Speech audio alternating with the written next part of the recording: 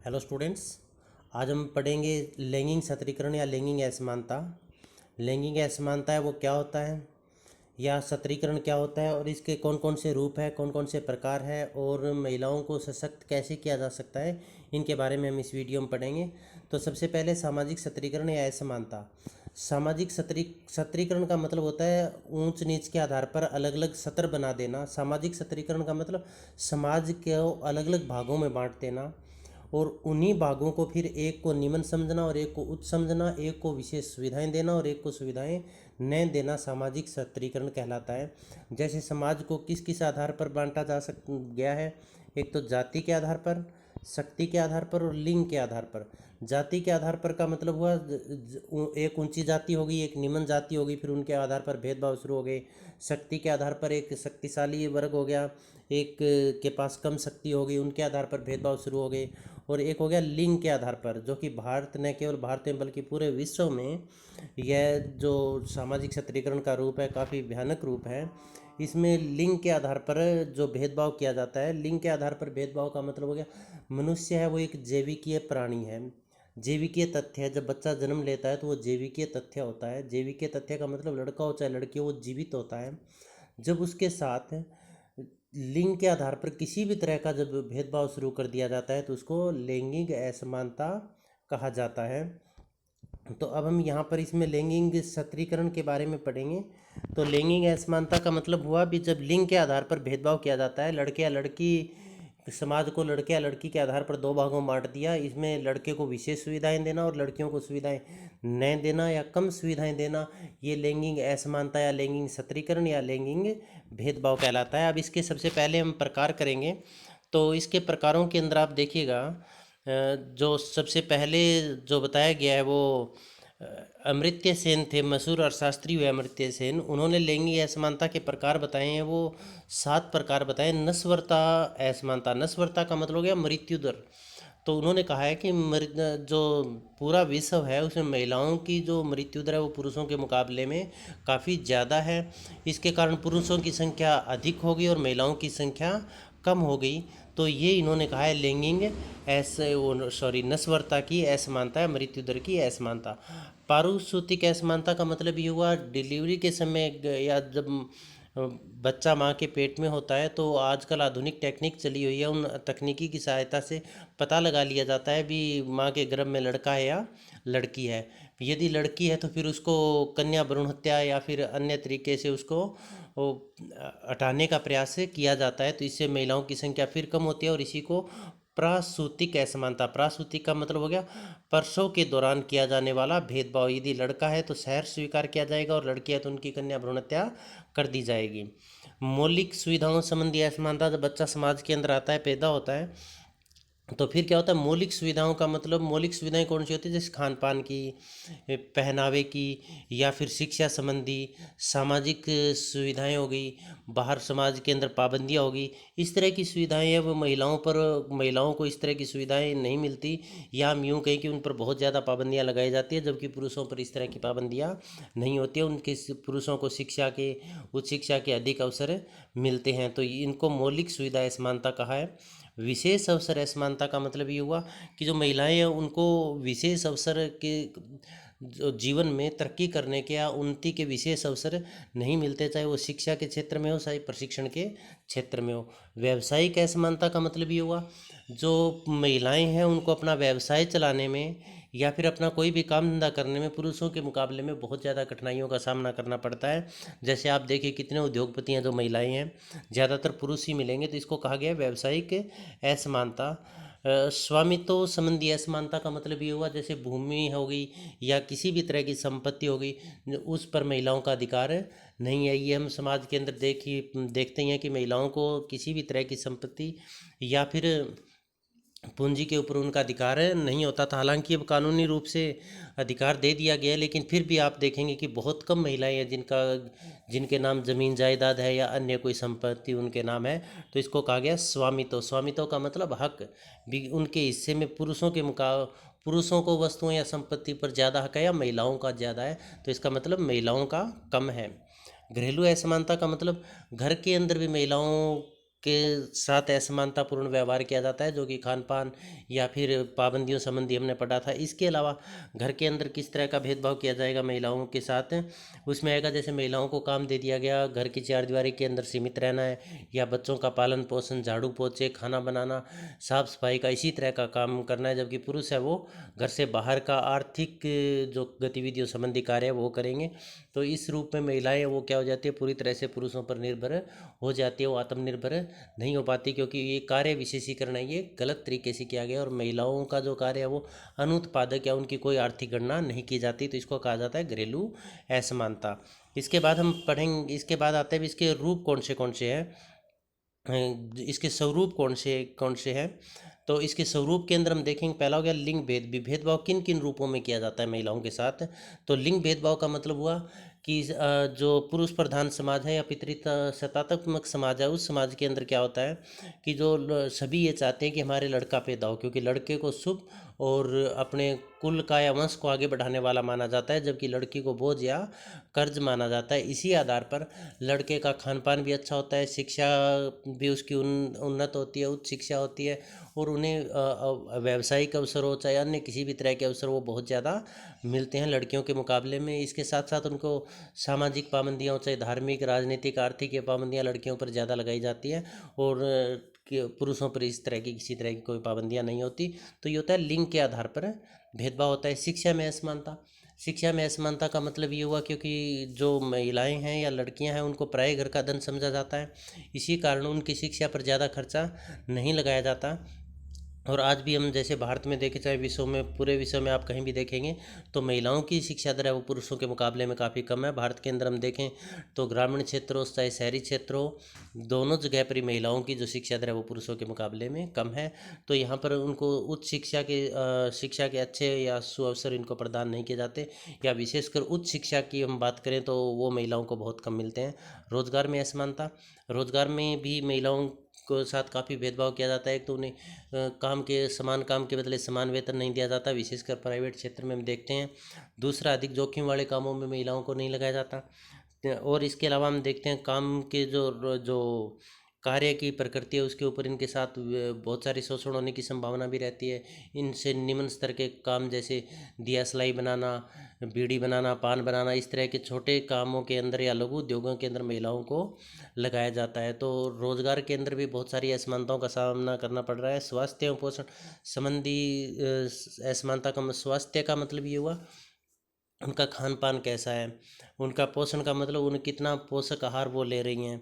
तो इसमें हम देखते हैं कि महिलाएं हैं वो आमतौर पर पुरुषों के मुकाबले में उनकी डाइट है या खुराक है उनमें पोषक तत्व कम होते हैं। पुरुषों को अधिक खाना पीना है, उनको लड़के को लड़की के मुकाबले में अच्छा भोजन दिया जाता है।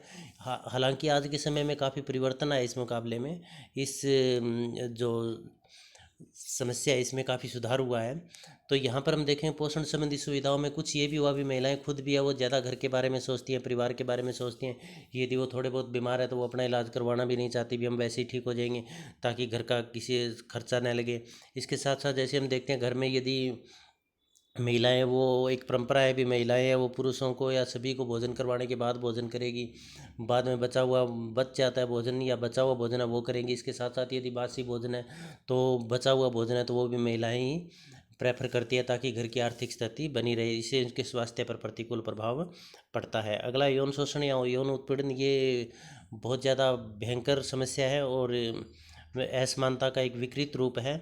वेश्यावृत्ति, इसके सब पॉइंट अब हम करेंगे। वेश्यावृत्ति का मतलब ये हुआ महिलाओं को सामाजिक, एक वेश्यावृत्ति काफ़ी पूरी दुनिया के अंदर एक बहुत ही प्राचीन व्यवसाय के रूप में इसको अपना लिया गया है, जिसमें पुरुष है वो महिलाओं के इसमें शोषण करते हैं, चाहे महिलाएं आर्थिक रूप से मजबूर हो या फिर समाज के द्वारा किसी लोगों के द्वारा उनको मजबूर किया गया हो।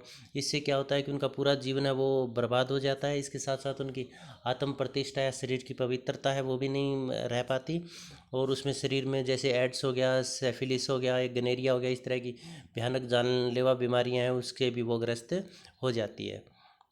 इसके बाद है जो हम इसमें करेंगे वो देवदासी। देवदासी का मतलब ये कुछ प्रथाएं परंपराएं हैं जो महिलाओं के आत्मसम्मान पर कुठाराघात भी करती है। जैसे ये देवदासी वाली जो परंपरा है, ये कुछ जैसे कर्नाटका में इस तरह के कुछ एक मंदिर है, कर्नाटक आंध्र प्रदेश में, उन मंदिरों में क्या है कि लोग जो एक परंपरा है कि वो अपनी कन्याओं को मंदिरों में समर्पित कर देते हैं। उनके पीछे धारणा ये है कि वो कन्याएं जो मंदिर है उसमें जो भगवान है उसकी पूजा अर्चना करेगी, लेकिन ऐसा होता नहीं है। वो महिलाएं या वो जो लड़कियां हैं उनके जो पुजारी है वो उनका यौन शोषण करते हैं, या फिर जो बड़े लोग हैं वो उनका यौन शोषण करते हैं, और बाद में उनको वहाँ से वेश्यालयों में छोड़ दिया जाता है। तो उनकी ज़िंदगी वो एक नरक के समान बन जाती है। अश्लील साहित्य का मतलब ये, आज कोई भी आप साहित्य देखिएगा, चाहे न्यूज़पेपर के अंदर ऐड देखिएगा या कहीं भी कोई बहुत सारे साहित्य है जिसमें महिलाओं को नग्न या अर्धनग्न अवस्था में दिखाया जाता है, तो इससे महिलाओं के आत्मसम्मान को भी चोट पहुँचती है। उनकी जो शरीर है उसकी पवित्रता भंग होती है, साथ में उसका स्वाभिमान है वो भी खतरे में पड़ जाता है। विज्ञापन, जितने भी विज्ञापन हम देखेंगे, चाहे वो प्रिंट मीडिया में हो, चाहे वो इलेक्ट्रॉनिक मीडिया में हो, टीवी में, कहीं भी आप देखते हो, उसमें ज़्यादातर विज्ञापन महिलाओं के द्वारा करवाए जाते हैं, महिलाएं करती है। और उन विज्ञापनों में कहीं न कहीं वो अपना अंग प्रदर्शन करती है। ये अंग प्रदर्शन वो अपने शौक से नहीं करती, क्योंकि समाज ऐसा चाहता है। आज तक किसी ने इस चीज़ का विरोध तो नहीं किया भी ऐसा क्यों करें, इसका मतलब समाज ये चीज़ें चाहता है। तो ये, और पुरुष तो ऐसा नहीं करते, तो ये भी एक असमानता का स्वरूप है। सिनेमा के अंदर आप देखिएगा, जितनी भी फिल्मी इंडस्ट्री आजकल हम देख रहे हैं, उनमें जो महिलाएं हैं या जो हीरोइन का रोल अदा करती है, उसमें तन पर कपड़े कितने, बहुत कम कपड़े होते हैं, अर्धनग्न अवस्था में वो रहती है। इसके साथ साथ प्रत्येक फिल्म में, नाटक में, या जो भी किसी भी तरह का सीरियल है, उसके अंदर पुरुष का महिलाओं के ऊपर अधिकार मतलब अधिक शक्तिशाली दिखाया हुआ होता है। तो ये सब महिलाओं के विपरीत है, उनके आत्मसम्मान के विपरीत है, और इससे ये असमानता का प्रतीक भी है। कैबरे नृत्य का मतलब, बहुत जगह हम देखते हैं बड़े बड़े शहरों में डांस बार भी होते हैं, जहाँ पर बहुत सारे शराबियों के बीच में महिलाओं को या लड़कियों को डांस करने पड़ते हैं, और उनकी इज्जत है वो हर समय खतरे के अंदर रहती है। छेड़छाड़ की घटनाएं आमतौर पर हम देखते हैं, बसों में हो, चाहे लड़कियां स्कूल या कॉलेज जा रही हो, या कहीं इधर उधर पड़ोस में जा रही हो, तो वहाँ पर जो कुछ आवारा लड़के या कोई समाज के द्वारा उन पर छींटाकशी भी की जाती है, छेड़छाड़ की जाती है, कटाक्ष किए जाते हैं, व्यंग्य किए जाते हैं, इस तरह की घटनाएं हम देखते हैं। अस्वस्थ मनोरंजन, आजकल जो मनोरंजन है वो उसमें अश्लीलता ज़्यादा है, अस्वस्थ है मनोरंजन, और इससे हमारे नैतिक नियम है या नैतिक समाज का नैतिक पतन भी होता है। चाहे वो किसी भी तरह के गाने हों या कोई अन्य तरह की चीज़ें हो मनोरंजन के लिए, उनमें सिर्फ महिलाओं को आगे किया जाता है, और उसमें भी क्या होता है, उनका अंग प्रदर्शन के लिए उन्हें प्रेरित किया जाता है या मजबूर किया जाता है। एक इसके अंदर हम करेंगे जो असमानता है, उसका जो स्वरूप है वो क्या है, दहेज के द्वारा उत्पीड़न। दहेज नामक जो ये सामाजिक समस्या कुप्रथा है भारत के अंदर, इसने न जाने कितने महिलाओं की ज़िंदगी छीन ली है। बहुत सारी महिलाओं को आए दिन हम अखबार के अंदर या टीवी के अंदर देखते और सुनते हैं कि महिलाओं को जिंदा जला कर डाला गया, उनको घर से निकाल दिया गया, उनको तलाक दे दिया गया, या फिर उनके साथ गाली गलौज की जाती है, शारीरिक या मानसिक रूप से दहेज के लिए प्रताड़ित किया जाता है। तो ये भी इसका एक स्वरूप है, इसकी प्रताड़ना का, असमानता का। इसके बाद है तलाक द्वारा उत्पीड़न। तलाक के द्वारा भी, जैसे मुस्लिम समाज के अंदर हम देखते हैं कि तलाक के द्वारा बहुत ज़्यादा उत्पीड़न होता है, उसमें केवल तलाक तलाक तलाक कहकर ही महिलाओं को घर से निकाल दिया जाता है। हालांकि अब इसको कानूनी रूप से रोक दिया गया है। ये केवल मुस्लिम समाज में नहीं है, अन्य समाजों में भी तलाक जो है वो महिलाओं के हितों पर कुठाराघात है, क्योंकि जब महिला, एक तो तलाक की अन्य समाजों में प्रक्रिया बहुत लंबी है, दूसरा जिस महिला का तलाक हो जाता है उसको समाज भी जीने नहीं देता, उस पर कटाक्ष करता है, उनके बच्चों को पालने पोसने की जिम्मेवारी आती है। तो इसमें जो अल्टीमेटली सफ़र करना पड़ता है वो महिलाओं को सफ़र करना पड़ता है, पुरुषों पर इस चीज़ का ज़्यादा प्रभाव नहीं पड़ता, क्योंकि वो फिर अन्य शादी भी कर लेते हैं। इसके साथ जो अगला पॉइंट है, इसमें हम देखते हैं वैधव्य के दोहरे मापदंड। वैधव्य का मतलब हो गया विधवा। जब कोई महिला विधवा हो जाती है उसको अपशकुन माना जाता है, और प्रत्येक में एक ऐसी परंपरा है कि महिलाएं ऐसा चाहती है कि वो सुहागिन मरे, क्योंकि जब वो, और इसी प्रथा, और जो विधवा महिला है उसको अशुभ माना जाता था, जिसके कारण सती प्रथा का प्रचलन भी हुआ। हालांकि अब इस नज़रिए में समाज के दृष्टिकोण में काफ़ी परिवर्तन आया है। वहीं यदि हम दूसरी तरफ देखते हैं, यदि कोई पुरुष है उसकी पत्नी मर जाती है, वो विधुर हो जाता है, तो उसको तो फिर कोई अशुभ नहीं माना जाता, और उसने तो कभी अपनी जो जलती चिता के साथ, अपनी पत्नी की जलती हुई चिता के साथ उसको नहीं जलाया गया। तो ये वैधव्य के दोहरे मापदंड है। मतलब पुरुष कि यदि पत्नी मर जाए तो पुरुष को ऊपर कोई प्रभाव नहीं पड़ता, और यदि पति मर जाए तो समाज के द्वारा काफ़ी उसको अशुभ माना जाता है और प्रताड़ित किया जाता है। तो ये दोहरे मापदंड है, ये भी महिला उत्पीड़न के या महिलाओं के असमानता के कारण है। स्त्री हत्या का मतलब महिलाओं को मार भी दिया जाता है, वो उसके कारण चाहे बहुत सारे हैं, जैसे कन्या भ्रूण हत्या कर दी जाती है, और इसके साथ साथ दूसरा हम ये देखते हैं कि दहेज के कारण भी महिलाओं को मार दिया जाता है। अन्य बहुत से कारण हैं, जैसे किसी ने कोर्ट मैरिजेज वगैरह कर ली तो समाज का दृष्टिकोण देखिए एकदम से दोहर यहाँ पर भी दोहरा है, क्योंकि उसमें लड़के को इतना ज़्यादा दोषी में नहीं माना जाता और लड़की को दोषी माना जाता है। समाज है वो भी इस तरह की घटना यदि लड़के और लड़की करते हैं तो लड़के को मतलब सम्मान की दृष्टि से देखता है, वहीं लड़की है उसको तिरस्कार की दृष्टि से देखता है। तो इसमें ये दोहरे मापदंड है समाज के द्वारा। इसके साथ साथ हम यहाँ पर देखते हैं महिलाओं के प्रति हिंसा। महिलाओं के प्रति हिंसा ये भी असमानता का एक रूप है, क्योंकि महिलाओं के प्रति हिंसा के अंतर्गत हम पढ़ेंगे कि यहाँ पर हिंसा किस रूप में है। एक तो घरेलू हिंसा, घर के अंदर जो महिलाएं जैसे मार पीट हो गई, गाली गलौच हो गई, कन्या भ्रूण हत्या हो गई, या महिलाओं को मार डालना हो गया।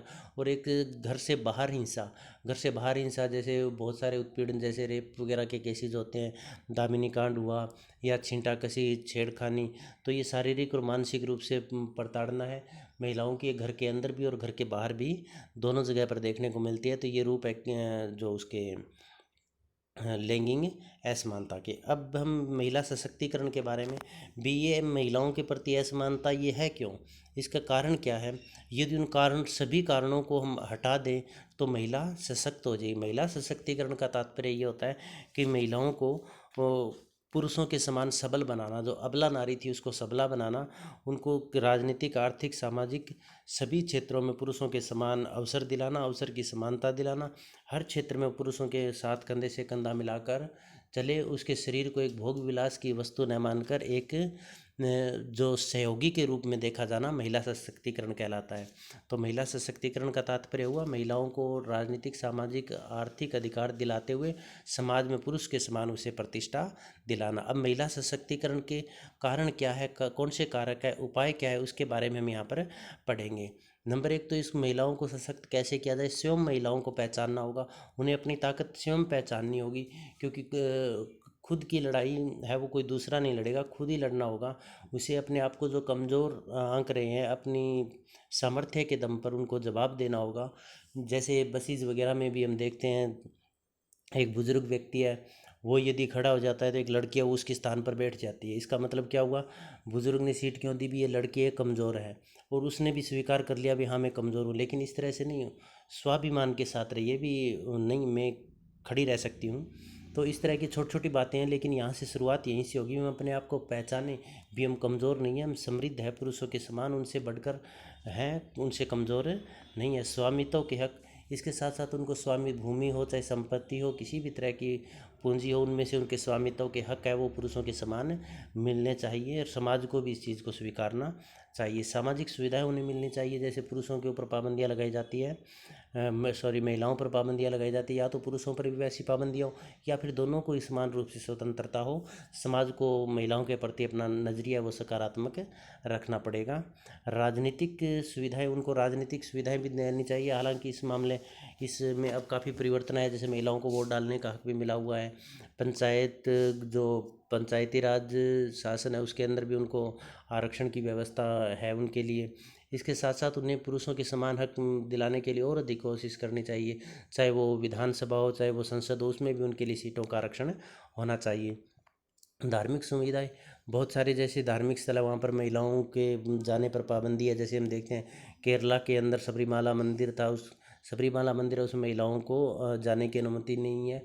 हालांकि सुप्रीम कोर्ट के आदेश के बावजूद जब जनमत इनके खिलाफ है तो आज तक वहाँ पर पूरी तरह से वो स्वतंत्र रूप से वहाँ पर प्रवेश नहीं कर सकते हैं। तो इस तरह की जो भेदभाव है वो जब दूर होंगे तभी महिलाएं सशक्त हो पाएगी। शैक्षिक सुविधाएं, पुरुषों के समान शिक्षा के अवसर उन्हें मिलने चाहिए, चाहे वो उच्च शिक्षा हो, चाहे व्यावसायिक प्रशिक्षण हो, किसी भी तरह के काम धंधे हो, यदि वो उसमें रुचि, उनकी इंटरेस्ट है तो उन्हें पूरी सुविधाएं मिलनी चाहिए। और समाज को भी इन चीज़ों का स्वीकार करना चाहिए, क्योंकि महिलाएं जब तक शैक्षिक रूप से और आर्थिक रूप से समृद्ध नहीं होगी, वो आत्मनिर्भर होगी नहीं होगी, और वो पुरुषों पर निर्भर रहेगी, तब तक वो अबला ही रहेगी। आत्मनिर्भर होने के पश्चात ही वो अबला से सबला हो सकती है।